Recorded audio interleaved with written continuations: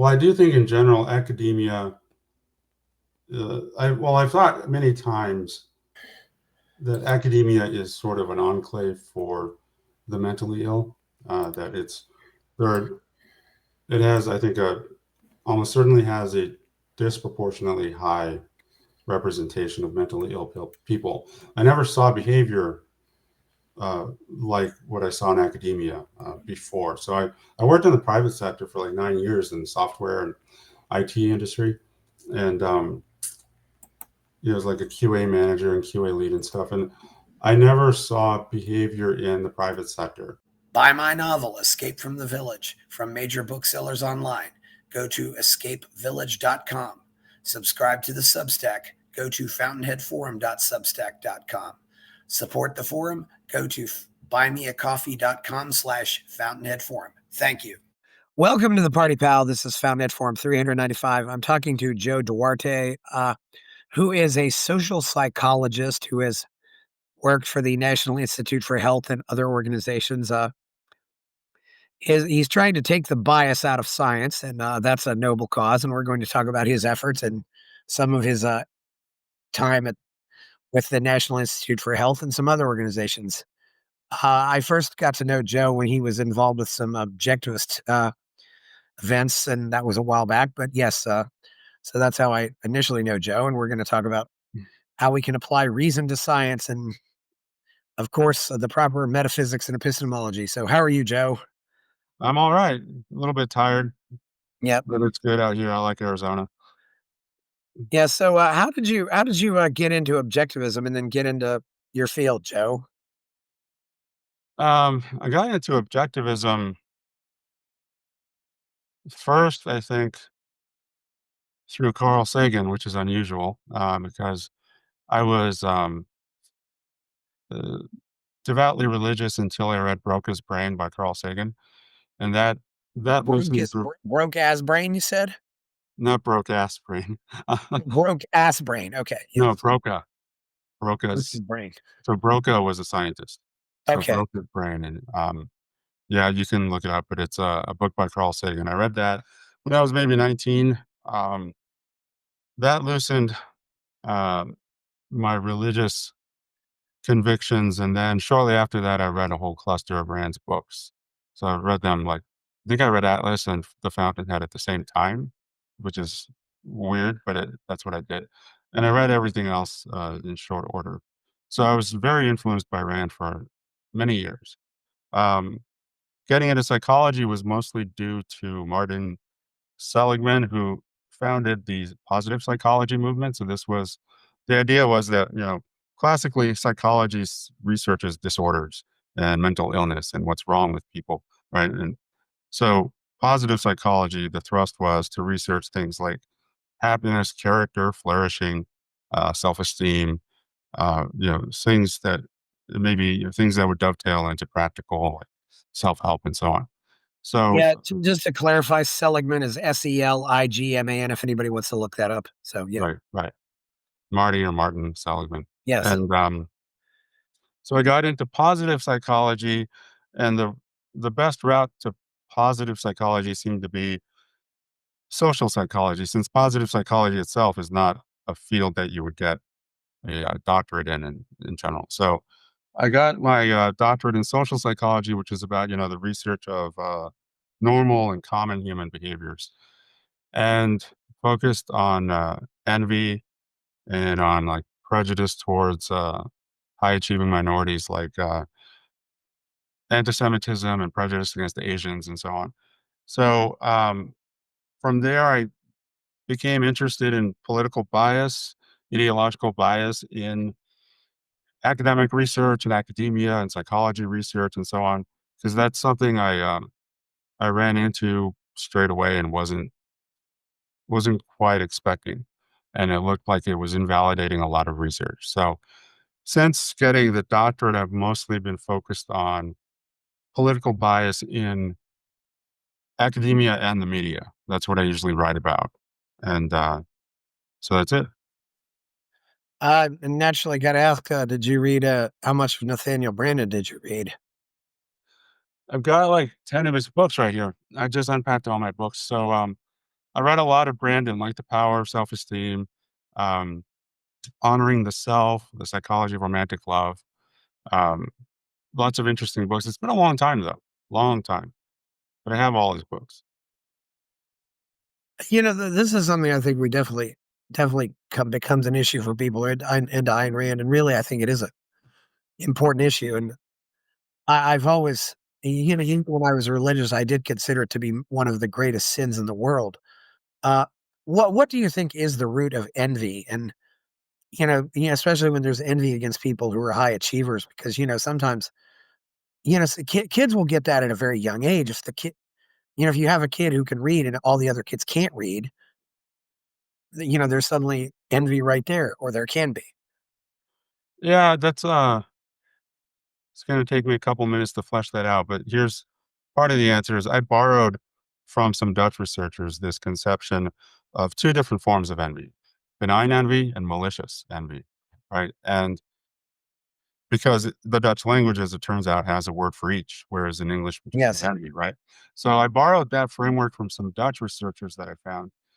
And the difference is that benign envy, while it's still envy and it's still a negative emotion, um, it motivates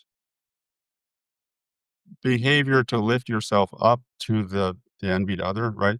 So it's called leveling up. So it's usually a domain where you can like work harder and you try to achieve what the other person has or develop the skills or the strengths or whatever it is. Malicious envy is characterized by wanting to pull the other person down, right? So it's leveling down. So you want sometimes even like you're wishing harm to the other person. You're wishing they would stumble. You're wishing they would fall to your level. And that sometimes goes with domains where there's really nothing you can do to achieve what they have, to level yourself up. So it could be something innate like beauty or something, genetic or something like that, or a scarce thing like, uh, say, winning an Oscar or any kind of reward that's inherently limited, right? So there are just certain things that are like zero sum, at that focal point. And one thing I discovered about like when you mentioned kids is when I ran some research at ASU, um, I had the participants who were ASU undergrads recall envy experiences in their own lives, like when they experienced envy. And I was surprised by the amount of sibling envy, sibling rivalry. I'd never really thought about it before because I was not particularly disposed to envy, and I'm the oldest, and I only have 2 sisters, no brothers. So I never saw myself in competition with my sisters, who were much younger. But there are a lot of scenarios where kids actually envy their brothers or sisters and maybe the attention or the praise that the parents are giving their brothers and sisters. So sibling based envy, I think, is actually very powerful and it's widespread. That's the impression I got from the data, the narrative data I got from the ASU studies. Um, so I think it malicious envy can be stoked if there's nothing you can do to level yourself up. And I also think there are personality traits that drive or influence the extent to which you're going to experience malicious or benign envy. And one of those is narcissism and narcissistic self-esteem, um, where someone higher in narcissism I would expect to be more likely to experience malicious envy. That was one of the findings in my dissertation package of studies. Joe, do you think that maybe some of the resentment toward high achievers is not necessarily against them being high achievers, but maybe just because they're not good winners? I Could mean, be. they like the basketball team will win the game, and then they'll say, "Ha ha, we won," and they'll make they'll be really arrogant and just do you think maybe that at least is the root of some envy, or not? That could be. I never researched it. That's an interesting example, like the boastfulness and the um, the bad winner. Yeah, the Th- good winner versus the bad winner. Sometimes the virtue we gets see good, we see bad losers and good losers too, but yes. yeah, yeah. And sometimes, I mean, like, malicious envy is a lot like what Ayn Rand called hatred of the good for being the good, right? Yeah. And sometimes, people who are like good winners who are just virtuous, um, could trigger malicious envy in others too for being, you know, just so consistently good or whatever. But no, I think it's a good hypothesis worth looking at. Like if gloating is going to drive, malicious envy. Yeah, or just this sense of entitlement or this, this arrogance that sometimes comes with people who, there was a great football coach around my area says there are teams that are humbled and there are teams that are about to be humbled. And this guy's won over 400 games as a high school football coach, so he knows how to win. But he still says, to his players, you got to be humble. And I think, but sometimes, if you aren't humble, because I do think, and I like to use the analogy of sports, is that after you win a championship, it's like you have a target on your back. Everybody goes out and plays their bet. Everybody wants to beat you, and Right. they're thinking we really because you've got that big trophy. Yeah. Yeah. Yeah. That came up in that big Cowboys documentary that Netflix released, like a couple months ago. You see that? No, I didn't see that. No. It's a pretty big production. They even got George Bush in the documentary. Yeah, so how do you think this applies to science? Because I think there's you definitely see this among nerds in nerd culture where nerds are trying to one up each other and compete with each other and just and sometimes I think they can be I think a lot of nerds can be very bad winners. Oh yeah. In science, there are a couple of things tugging at me. There's a lot of insecurity in grad school, right?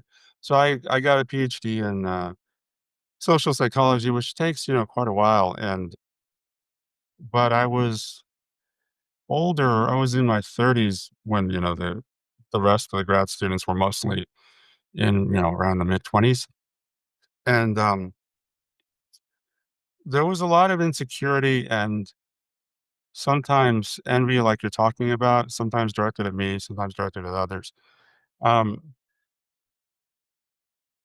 I mentioned when we were talking offline that or maybe even I mentioned right now that I published this paper about ideological bias in psychology, with John Haidt and some other collaborators, right? Oh yeah, And, he's a good guy. yeah, and before I published it, it started with me writing an email to a social psychology listserv. And I was a grad student, and this was probably around 2012 or something. I wrote this email to the listserv talking about how certain research by famous researchers was invalid because of the ideological bias that was embedded in it. One of the studies um, was claiming that conservatives are happier than leftists because they rationalize inequality, which is an incredibly loaded uh, term. And the way the guy measured rationalization, so-called rationalization of inequality, was to ask people if hard work tends to pay off in the long run.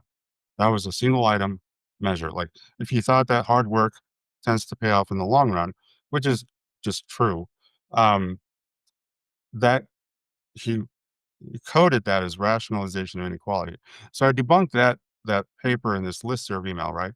And other grad students were resentful, other grad students at ASU, including one of my friends, which was difficult. That I had the nerve. They thought it was just like she resented that I had the nerve to write this email to the listserv with my thoughts, thinking that my thoughts, you know, were just as legitimate as anyone else.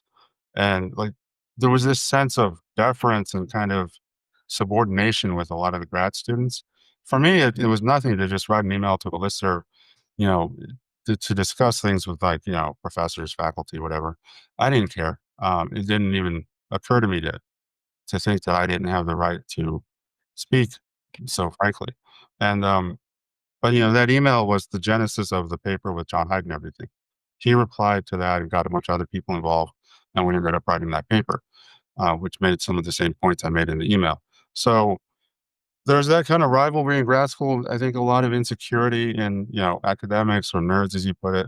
And yeah, it was awkward and it was unusual for me.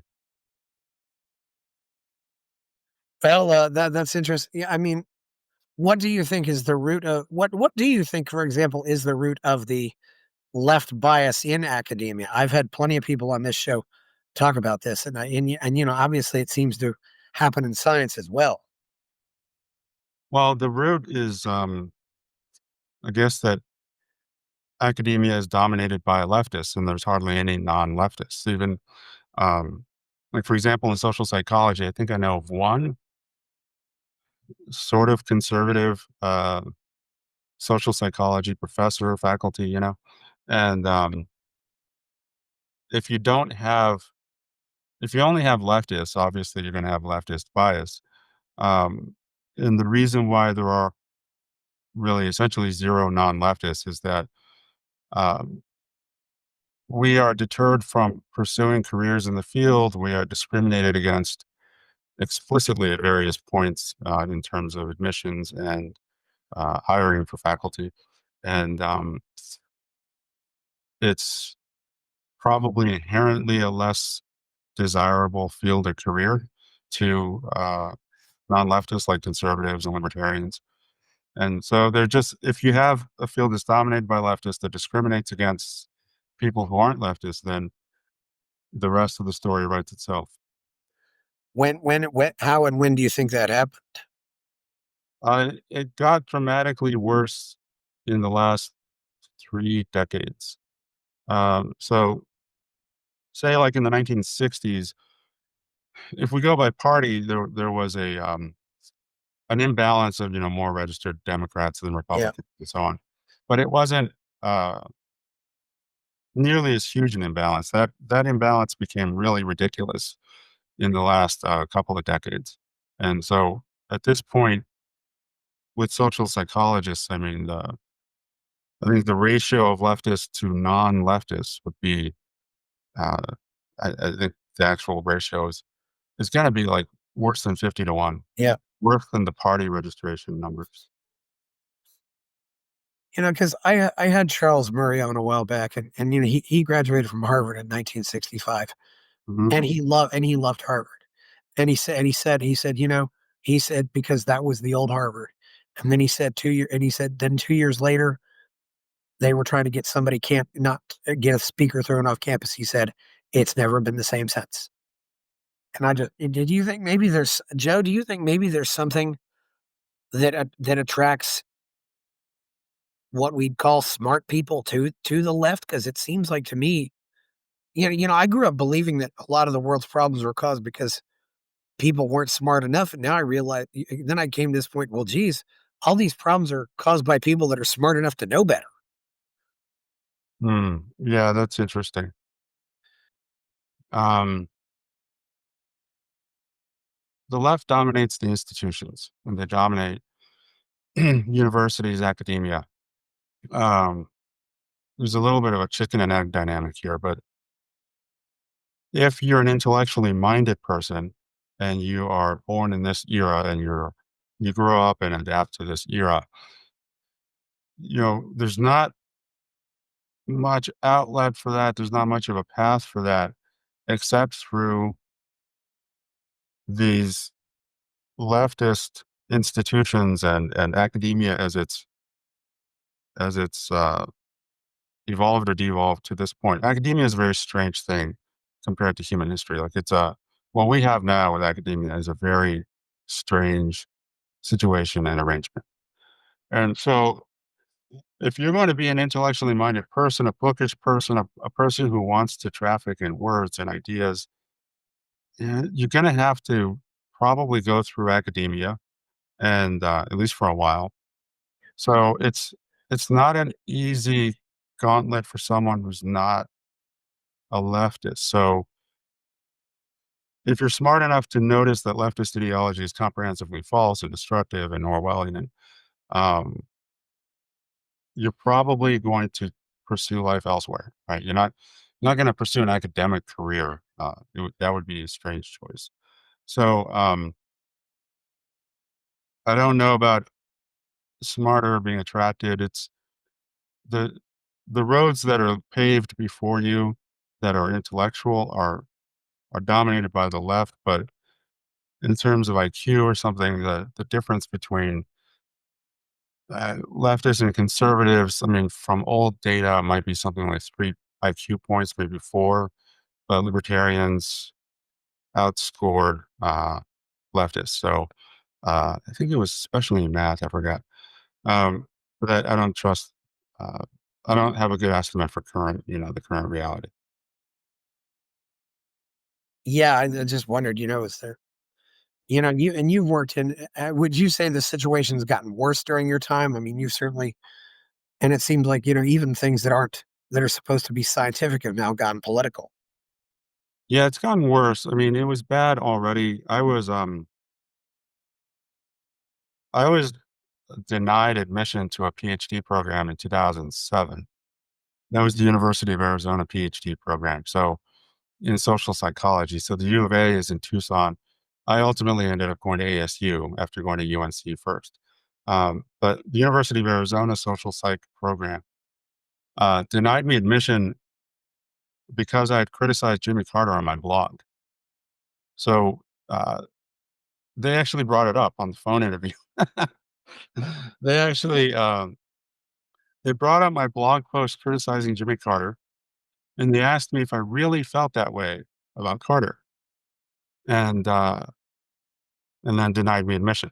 Right, and their program was somewhat less selective and less elite than the programs I got into. So I was fortunate to get into like Berkeley, ASU, UNC, right?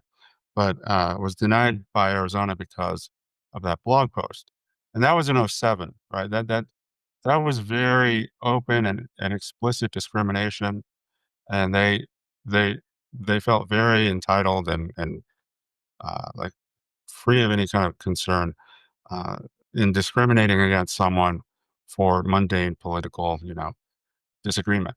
And so that's bad, but it's gotten worse because now the ideology of the new leftist race ideology in particular has been just incredible. The BLM, CRT, DEI associated ideologies, the false claims about systemic racism in America today as the cause of any Yes. and all arbitrary like differences in like group level statistics that are unfavorable to blacks or browns. So that race ideology has gotten very creepy, especially after Floyd. And you see so many academic institutions and including psychology and social psychology organizations that were embedding that horrible race ideology in their operations and their materials, and making you frame your research. Like at say SPSB conferences, which is the main social psychology conference. You have to frame your research and justify your research proposal and your presentation in terms of DEI values, where diversity, equity, and inclusion, Yes. which were proprietary leftist ideological constructs that don't mean, you know, they don't mean what they sound like. They mean something very specific. And it is a nice coincidence they're recording this on the day of the big Arizona State game. But anyway, Oh uh, yeah, the rivalry.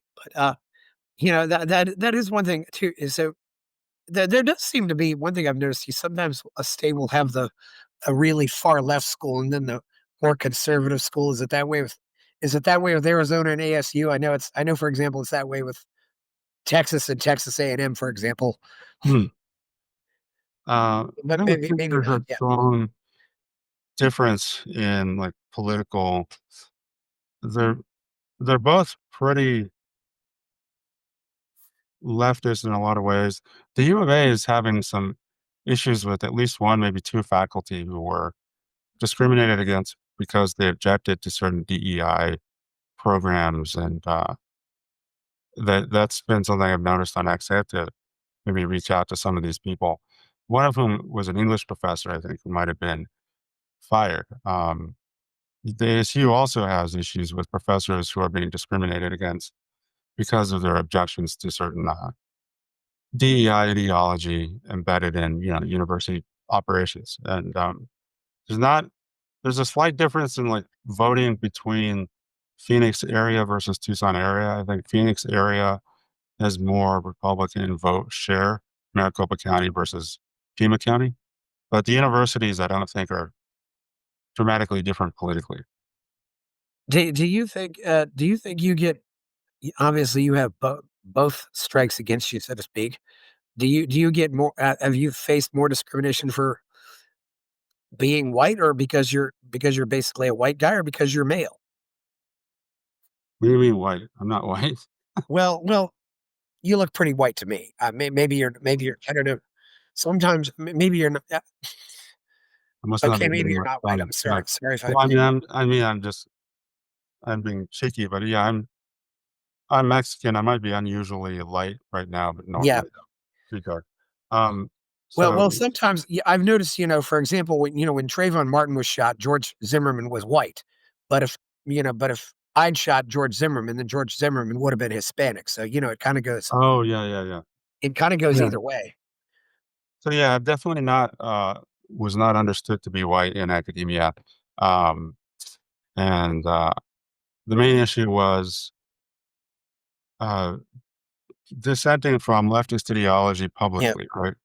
And so with the papers, that listserv email, and the paper with Hyde and some other papers, being Mexican, being a minority, uh, in some cases it might have hurt me because it's more frustrating for them when a minority is not a leftist. So for a minority to be uh, dissenting from leftist ideology explicitly and openly uh, is probably more frustrating. But I don't think it mattered Yeah. too much. Well, I think they're actually in some ways tougher on those people. I mean, look at how the left treats Andy No, for example. The journalist who I believe is Vietnamese. He spells his name NGO. I mean, they're absolutely Oh horrible yeah, to him because he's not. Because he's not. I don't know. I don't know. I guess you could always tell them that you're gay. Maybe that would help, but who knows? yeah. But there's sometimes there's different prioritization of who's the more oppressed minority now and then. And sometimes they do change.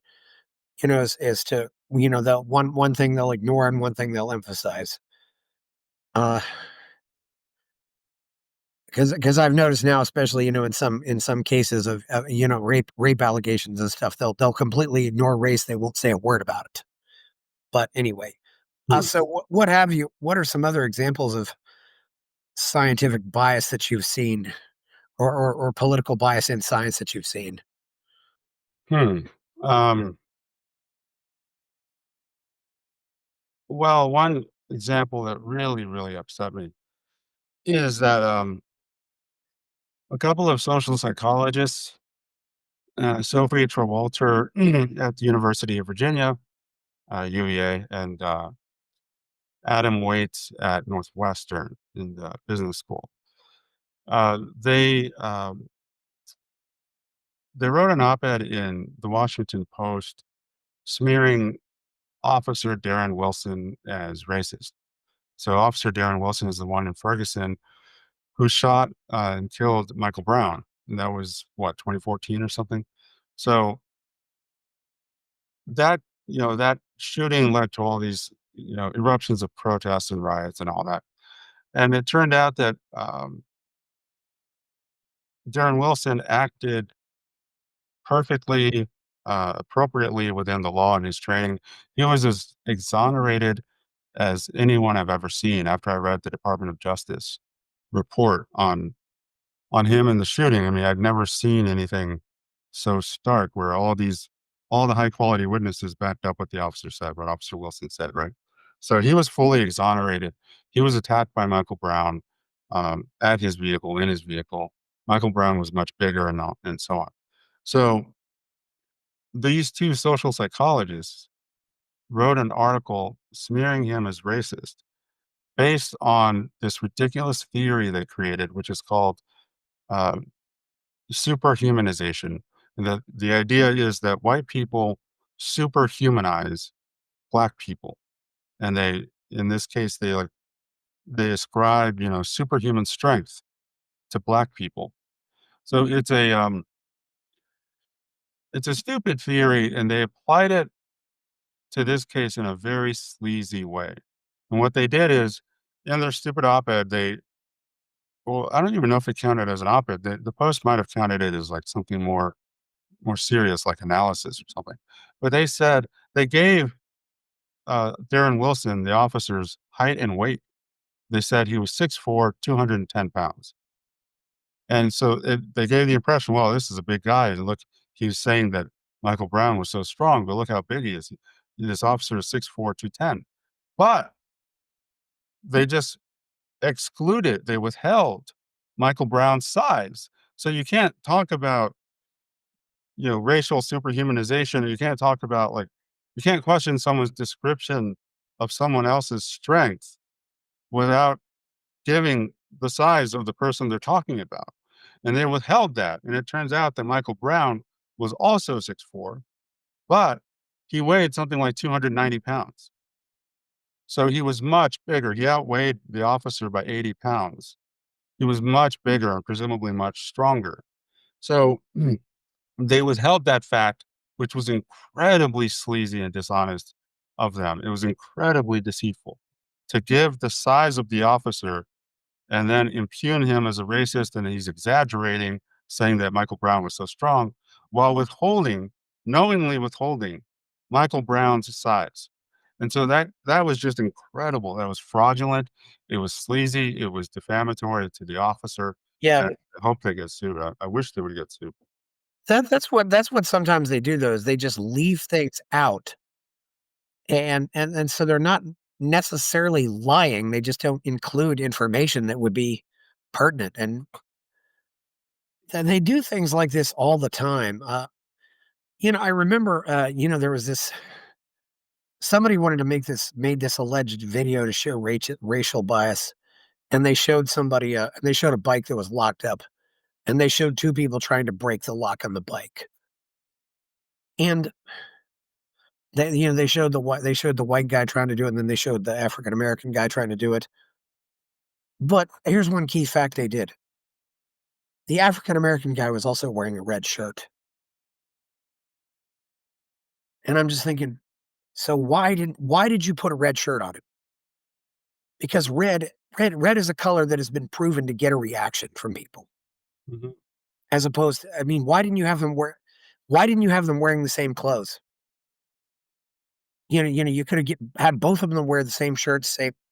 Yeah, you have to control for everything else. Yeah, you have to control for everything, but that just shows, and I said this video is not valid just because of the difference in shirt colors. They were, and I don't know how, and there's a lot of things they do that I think are kind of. Do you think these people come in wanting to do this, or do they become corrupted as time goes on? The ideology is there from the very beginning. I mean, it's I think someone like Sophie Trewalter is obsessed with race and is fully acting on this cult ideology around race that emerged from the left around the last 15 years, and it's embedded in her research. And Waits is similar. I mean, they they're obviously not truth people. They really, I think, see themselves as having a cause, and so then they commit these acts of fraud, like lie by omission by excluding extremely relevant information in that article. But no, but nobody gets called out for doing this. I mean, they're all No, they just. get away with fraud. Fraud is allowed in social psychology for sure. Well, I'm going to read this tweet from somebody who, somebody else named Daniel Sate Just or something like that. Quote, having worked in academia and business, I concur. Academia encourages a don't upset the apple cart mentality that stifles even the smallest innovation unless it's anodyne and couched in approved jargon. Unquote. Yeah, that sounds right. Yeah, and it was in response to this other chase of, uh, basically talking about why is this a quote, the big difference between academia and industry engineering is that in academia, you're trying to maximize the surface area of publishable results per amount of engineering effort. This is basically the opposite of industry, where the goal is to get a single definite functionality with the minimum of engineering effort that is stable and scalable. Yeah, that This also sounds right. end of quotation. Yes, Who was that? Who said that? that's Andrew Cote or Andrew. Uh, well, well, well.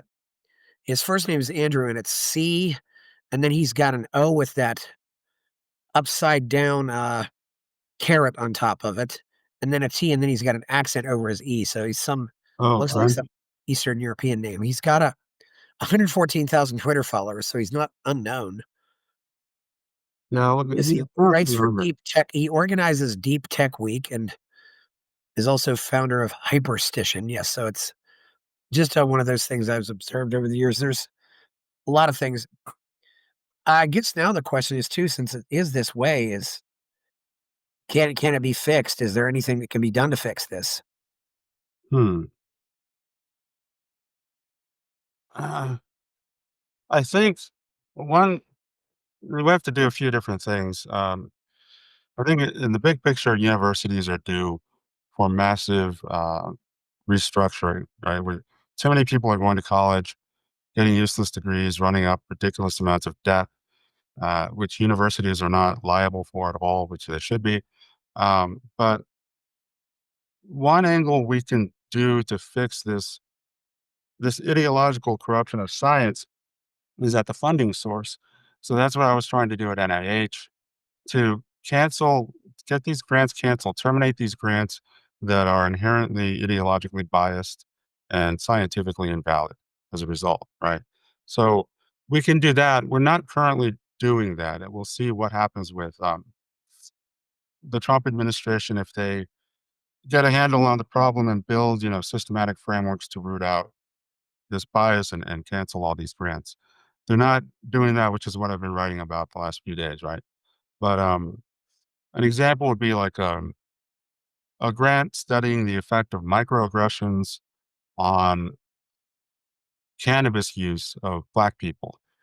Right? So basically, looking at the effect of microaggressions on the extent to which Black people smoke marijuana. Now that's inherently invalid because microaggressions is invalid. That's a proprietary leftist construct. It's question begging. It it just asserts that all sorts of mundane speech is a so-called microaggression, which is a nice trick.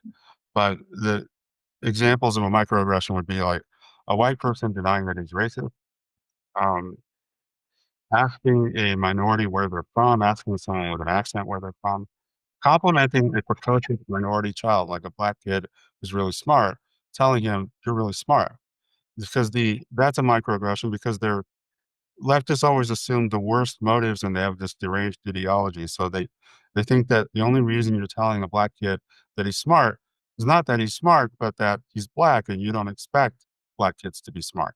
So everything is, recast and reinterpreted in this way that tags it as an aggression, right? As a form of aggression. So this is invalid. Microaggressions don't exist. They can't exist unless you're a leftist who believes in microaggressions, who then construes them into being. You have to you know, it, it's basically just like what that guy said in The Big Lebowski. That's like your opinion, man.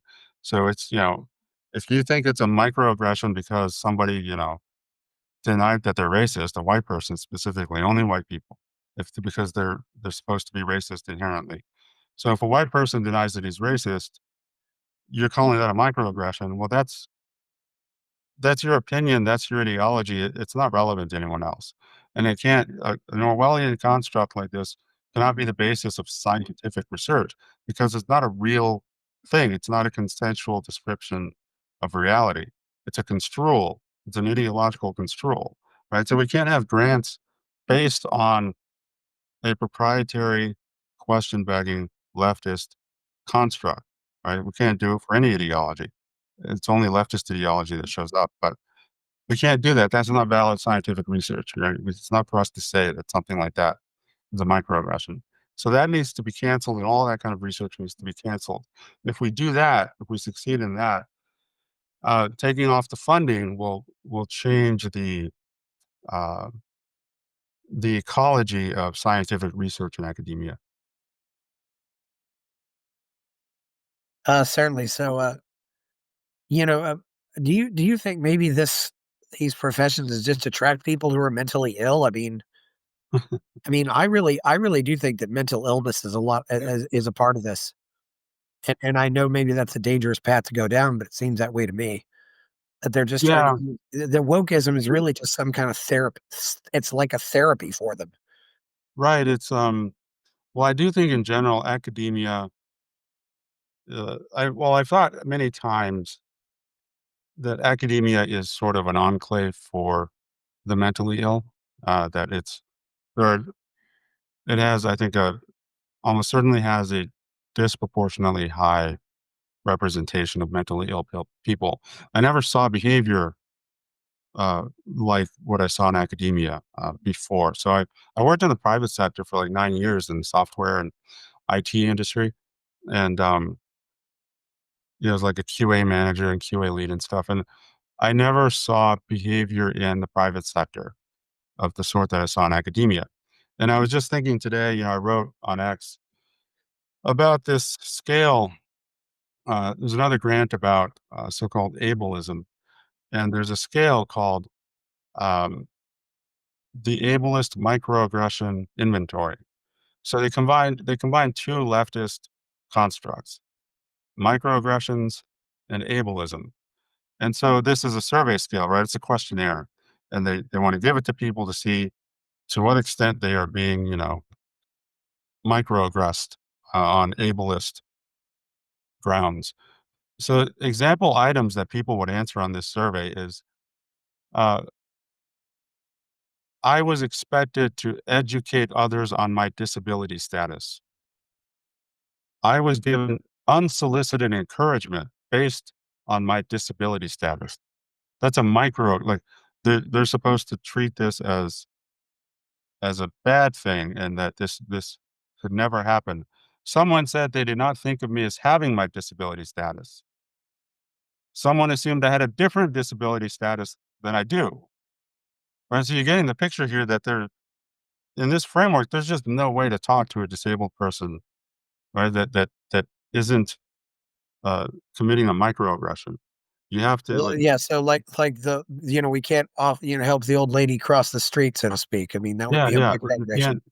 can't encourage, you can't get it wrong, you have to know, and I haven't seen anyone with my disability status in a position of power.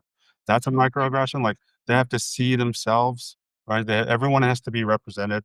So, and then the chef's kiss on this was, I was told that ableism is not real, right? So, you have to believe in the ideology and subscribe to this ideology. If you don't, that itself is a microaggression. So if you're not a leftist, that is itself a microaggression. I was told that ableism that's just a Oh, disagreement. yes. That's a philosophical discussion. But, taking that position that, "No, I don't believe ableism is defined as real," um, is a microaggression for which they probably want to get you fired. So that's seeing an inventory like that, that goes to your point about mental illness. Like, it reminds me of that movie Wedding Crashers where the woman said, "Shut your mouth when you're talking to me." Like, there's no way to talk to this person in a way that doesn't offend them. There's just no way to get through this maze, right? Everything you say, is going to be interpreted in a way that you didn't mean. It's just a very toxic and malicious ideology.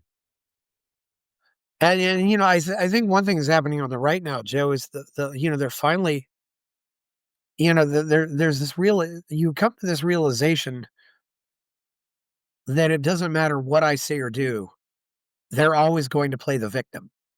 So if they're going to play the victim, then there's no point in trying anymore. And I think a lot of the right in America has reached that breaking point. We don't care anymore. I don't consider myself part of the right wing, but I consider myself a rational person. We just don't care anymore. Call me a Oh, racist, call me a with sexist. huge I don't care, crosses. Yeah, and I don't. yeah, yeah. It sucks. It's reached that breaking point, I guess, especially for a lot of young people. I don't know. Um, but yeah, it makes sense that people would stop caring. A lot of the labels lose their sting, you know? Yeah, they do because they've been so. And I don't know if that ever does it not happen. I mean, what did you notice? You were trying to work at the NIH. You were at the NIH for a while, working with Jay Bhattacharya and some other people. What did you notice when you were there?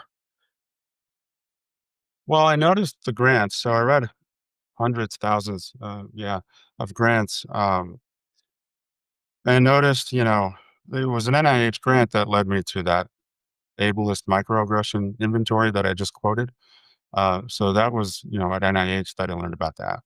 And so I learned about a lot of ideologically rigged research.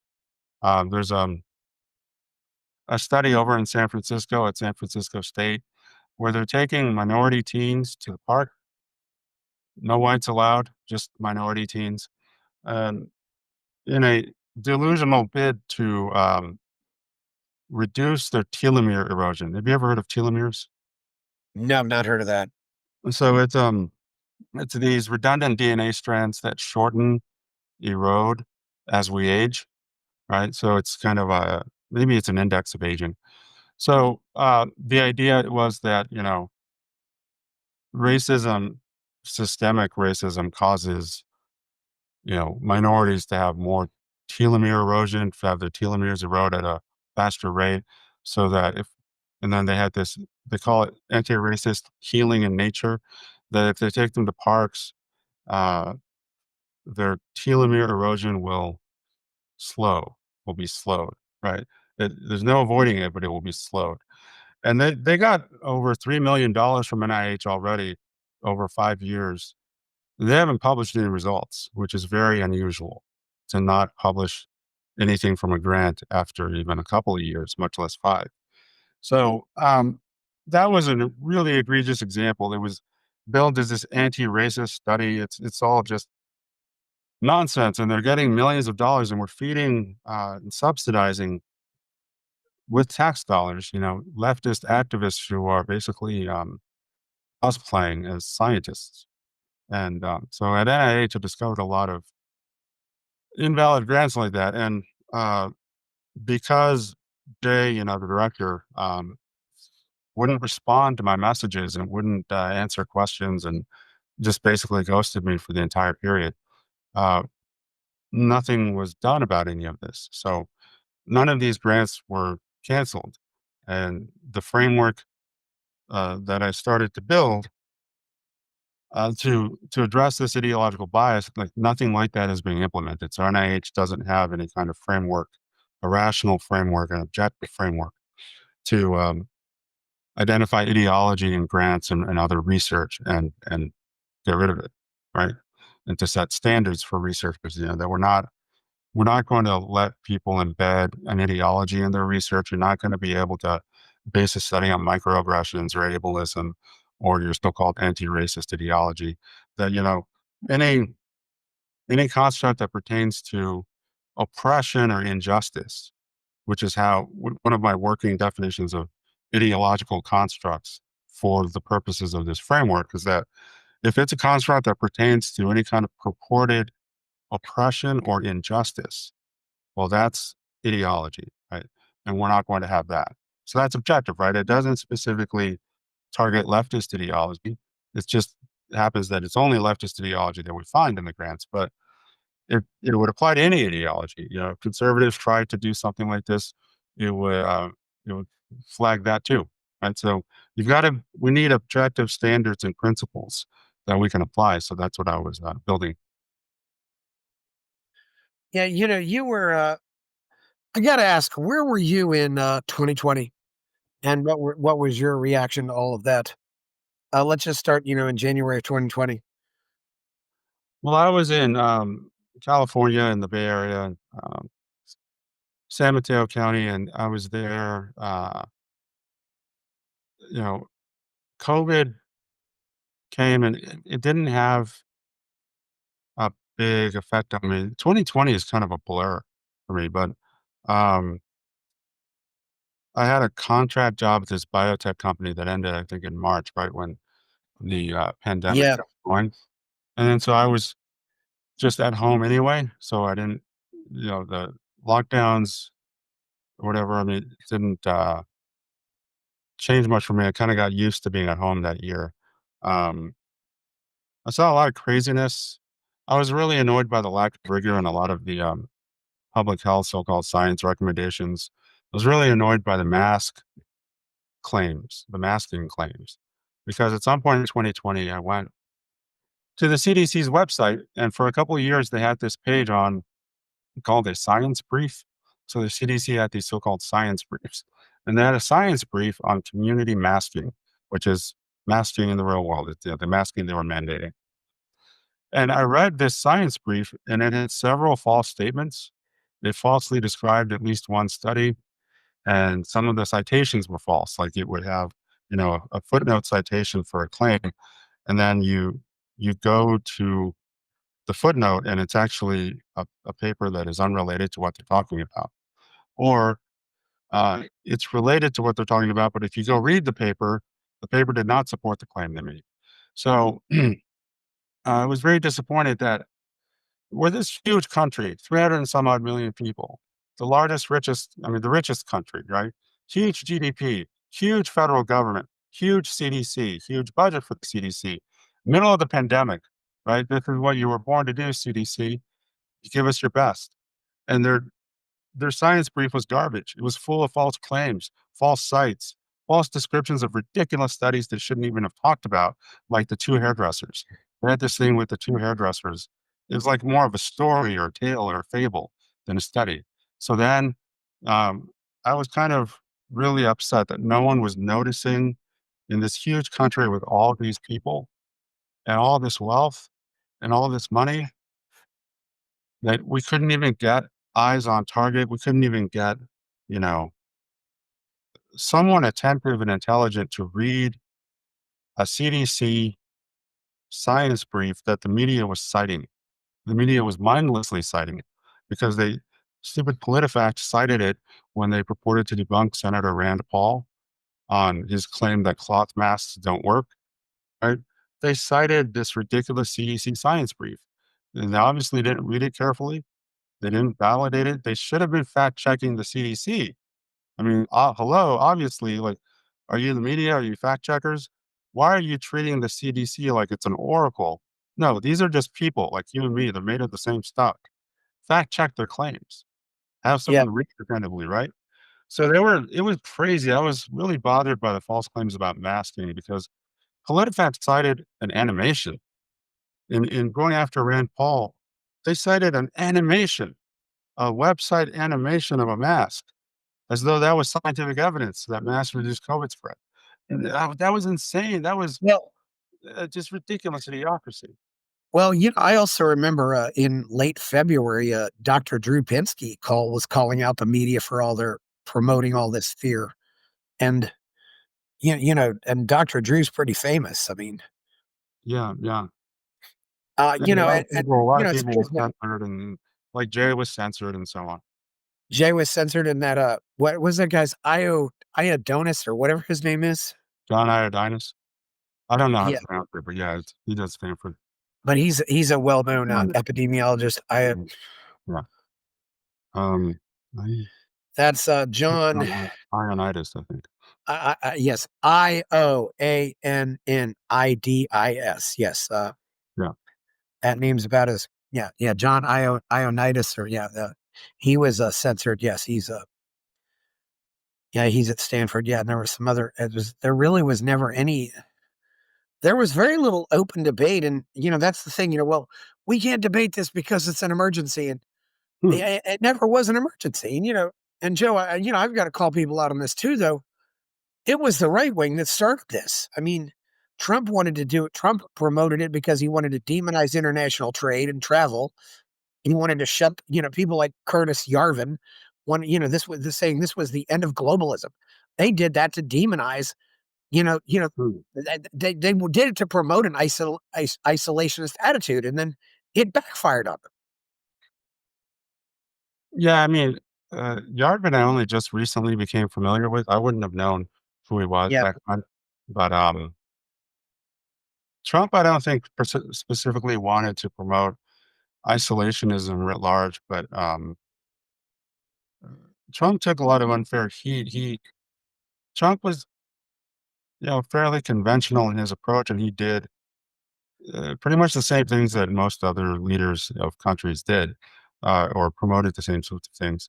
Well, He was really I think proud of the vaccine, really proud of the rapid, the warp speed development of the vaccine, and then, but um, he he did things like call out China, and he wanted to restrict travel early on.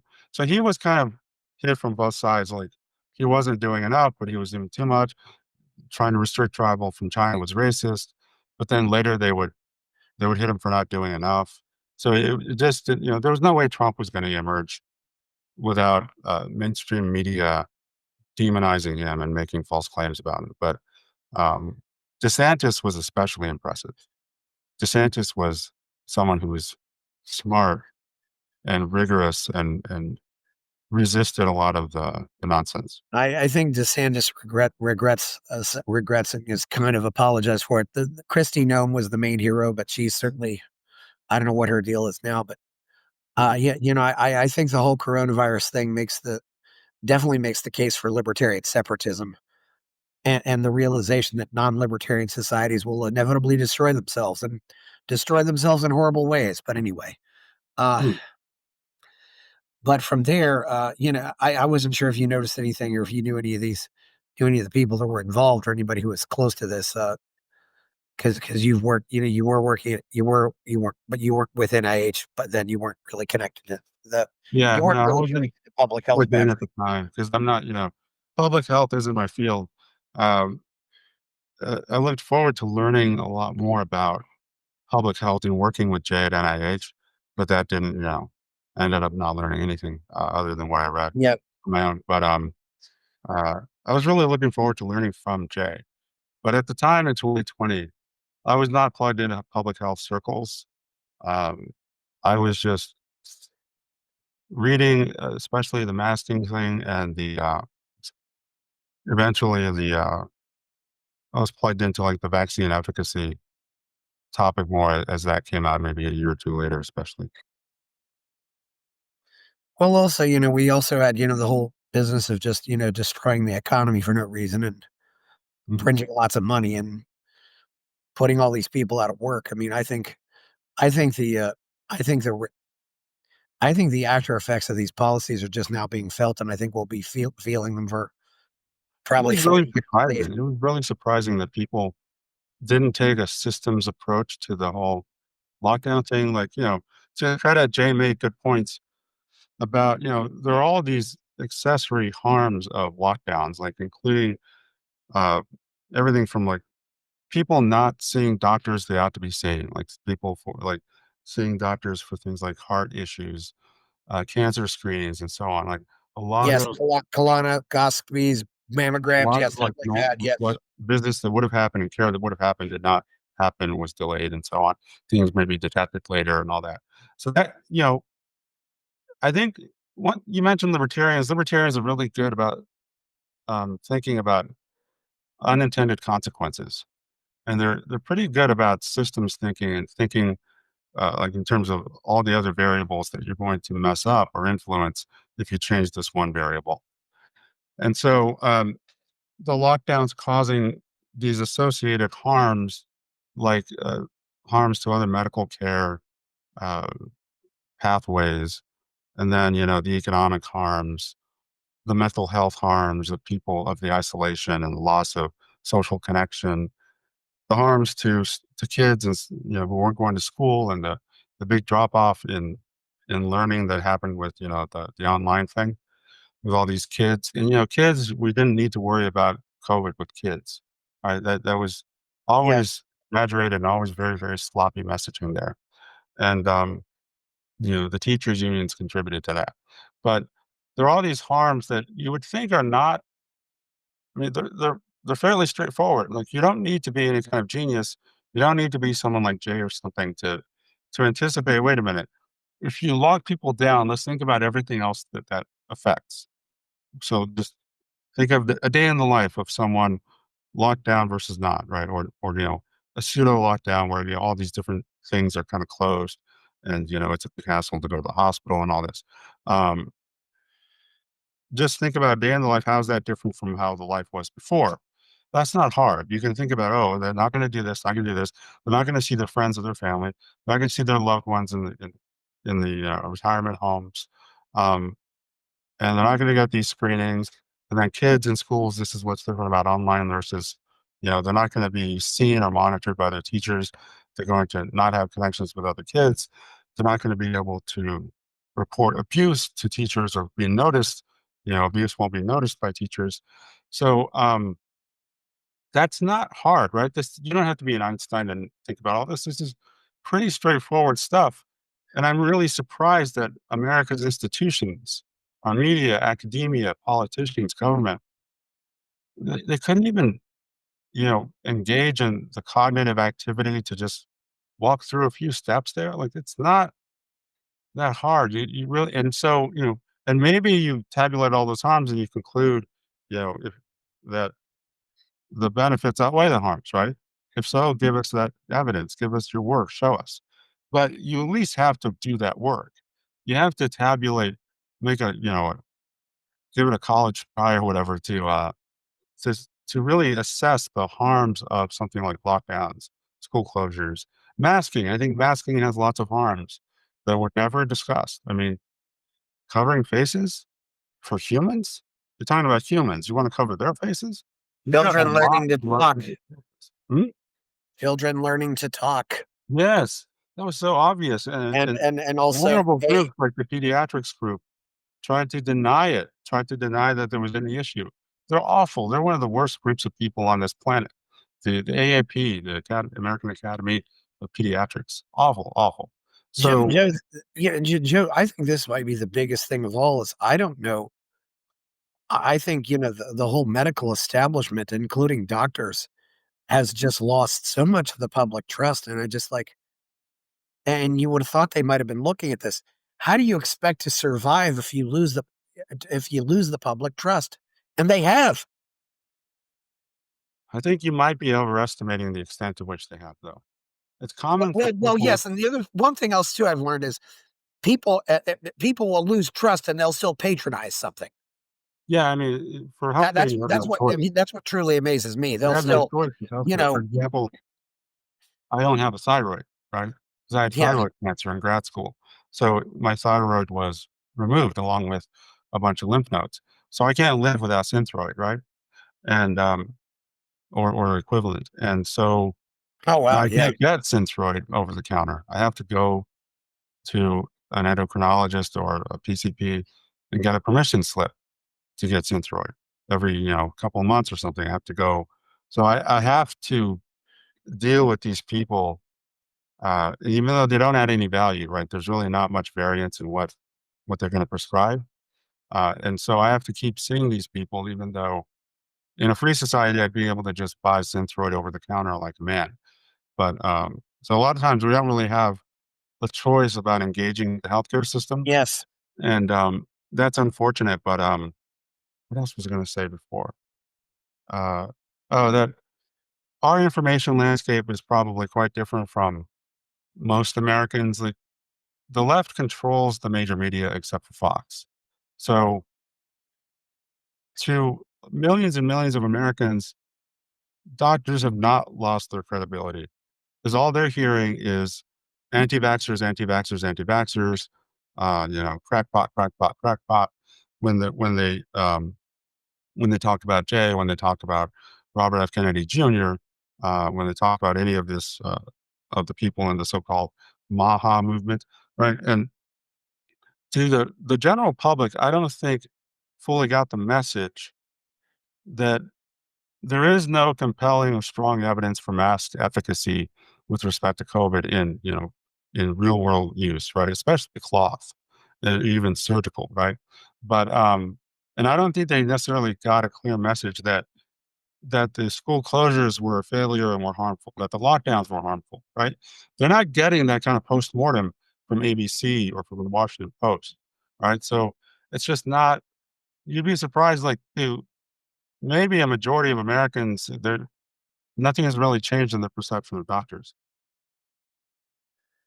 Well, maybe so. Yeah, I do. Joe, I myself was working for a hospital group myself, and I have to admit, I have more respect for the people out on the front lines, but I have a whole lot less respect for the administrative staff at hospitals and those people.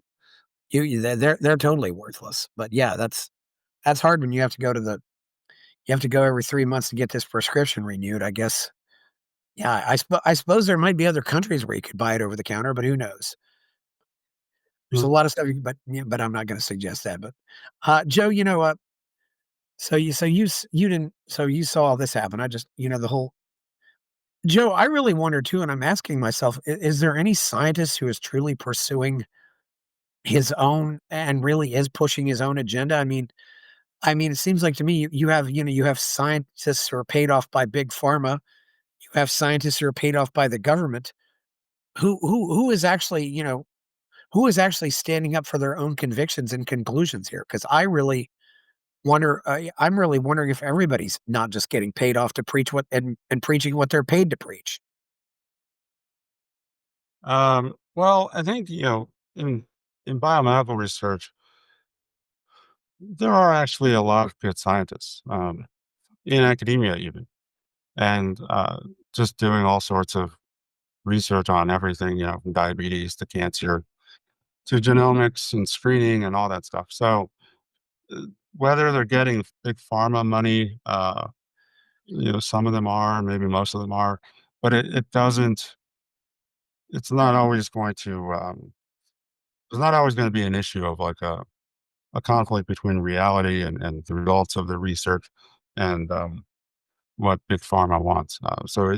I think the vaccine stuff is more problematic where w- we've just we're in this weird place where a lot of people think that the word vaccine means this good thing that everyone should take, right?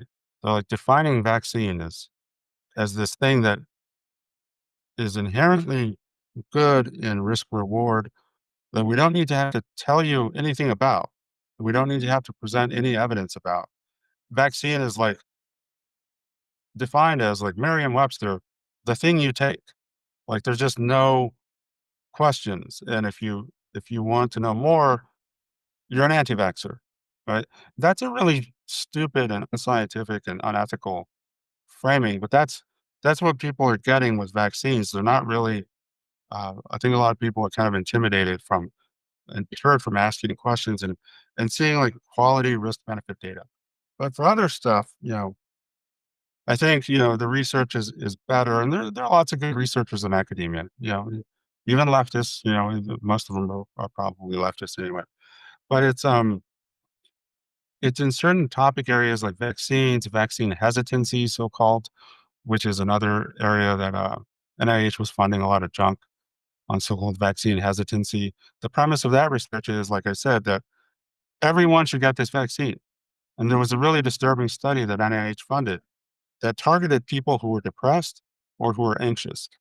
And it targeted them to get them to take the latest COVID booster. So it was about vaccine hesitancy for depressed and anxious people with respect to the latest COVID booster in like 2023 or 24, right? And that looked predatory to me because that was crazy. Like what some of the participants were like 18, 19 years old. So like what justification could you offer scientifically in terms of cost benefit, risk benefit to someone 18 or 19 years old, or even someone who's 40, that they should take the latest COVID booster, right? Like, break it down for me. COVID isn't relevant to most people, right? It's not relevant to most people.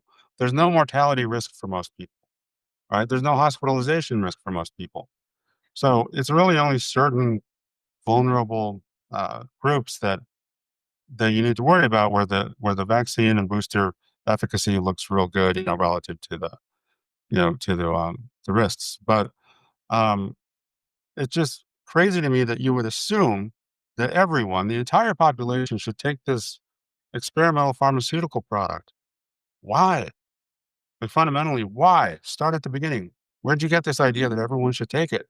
We don't treat anything else that way. So that's crazy, and I think that's where there's a lot of corruption and just stupidity, maybe ignorance. Well, I think in a lot of cases they're trying to make everything, and I think it's great. We've obviously, we have a lot less infectious disease than we used to. Smallpox is dead, and Right. we've whipped things like polio and other things. I mean, yeah, I got bit by a dog that we never found. I got the rabies shots, 150 years ago. That might have been a death sentence. I mean, so we're making progress here, but I do wonder if we're getting to a point where, vaccines really are it's just about, lining the pockets of drug companies, and that's the question you have to ask yourself. It's Hmm. Yeah, not that's a not to tough mention, question. Joe, I think we also have this issue where they would rather sell treatments than cures.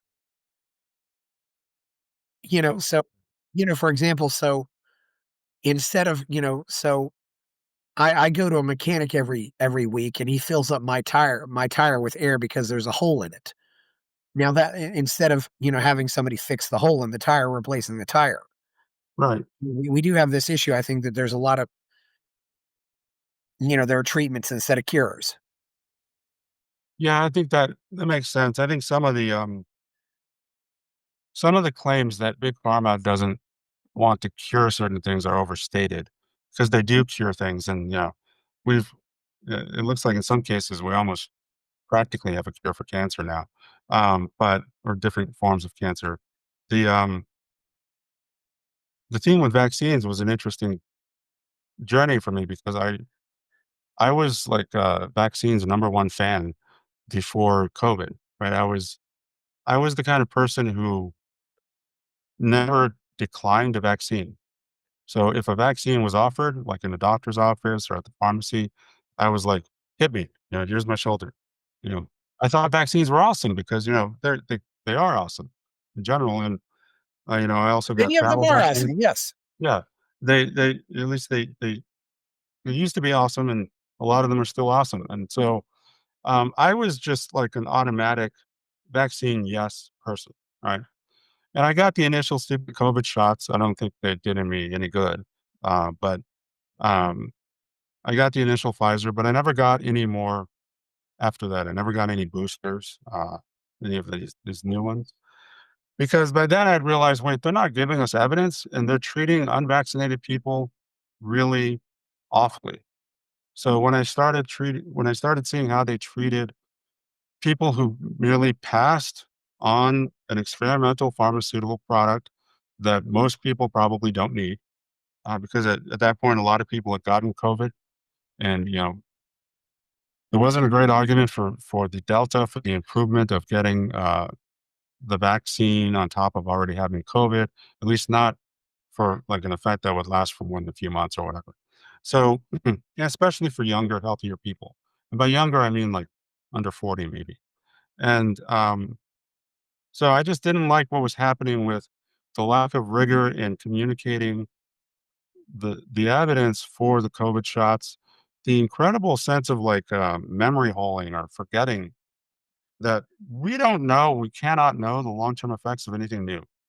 We cannot know the long term effects of experimental uh, pharmaceutical products by definition. Or if you don't want to call it experimental, call it new. It doesn't matter. We don't know the long term effects. And I don't think we were doing a good job of understanding the short term effects. And I think a lot of people were intimidated from reporting side effects and harms of the COVID shots because it became politicized. So, I don't think we ever got a good handle on that. And I think a lot of doctors were biased, and that was an awful thing to see. So, that changed my enthusiasm for vaccines. I was really disappointed in the lack of rigor and the terrible ethics around the COVID shots. And I think it's spilled over a little bit since I haven't gotten a flu shot since either. So I'm just frustrated with that whole situation. I never got them, so there we go. And I was ready to face some difficulty because of it, but other people lost their jobs, and yeah, it was It was terrible. and other people knew they had already gotten it, so it was really Yeah, I mean, it was a terrible. The people had false beliefs about the vaccines preventing infection and preventing transmission. You wouldn't really like discriminate against people on the basis of these stupid shots unless you thought they prevented transmission, yeah. right? Well, and if you wear a bulletproof vest, that keeps you that'll help you if you get shot. But it doesn't matter if I wear the bulletproof vest or not. It's not gonna make you safer if I wear the bulletproof vest. Yeah, yeah, that's a good point. I Yeah, mean, but there's that seems to be this attitude short-term towards effects, vaccines, but and somehow the me main getting effect, vaccinated protects you. I yeah, yeah, yeah. The main effects of the vaccines were to reduce the incidence of like serious illness and death. It did not have strong, lasting effects on reducing infection or transmission. It was just about like making it less bad if you got it, right. That was the main thrust of it. So it didn't protect others too much.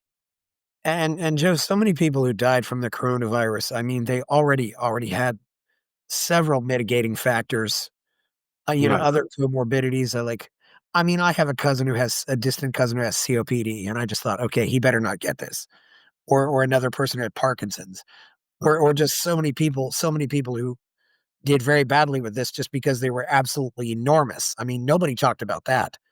Uh, there weren't very many cases of really healthy people dying from this. There were people who were already, I mean, in many cases, they already had a few strikes against them, and this was just the third strike. Yeah.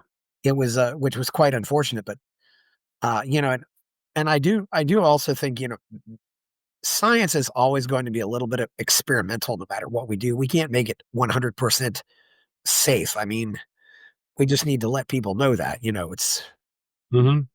Yeah. you never Especially. know what kind of side effect may happen or something like that, especially with something new. But that's how we find out. It's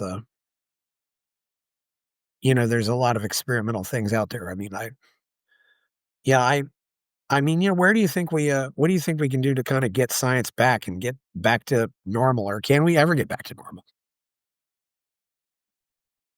Yeah, I think we can. I mentioned the funding, cutting off the funding spigot to ideological and invalid research. Um, Part of that will be to really get. We need better philosophy. We need conservatives to step up their game and to argue better as to what's wrong with leftist ideology and what's the nature of leftists embedding their ideology in things like science and in the workplace and everywhere else, right? So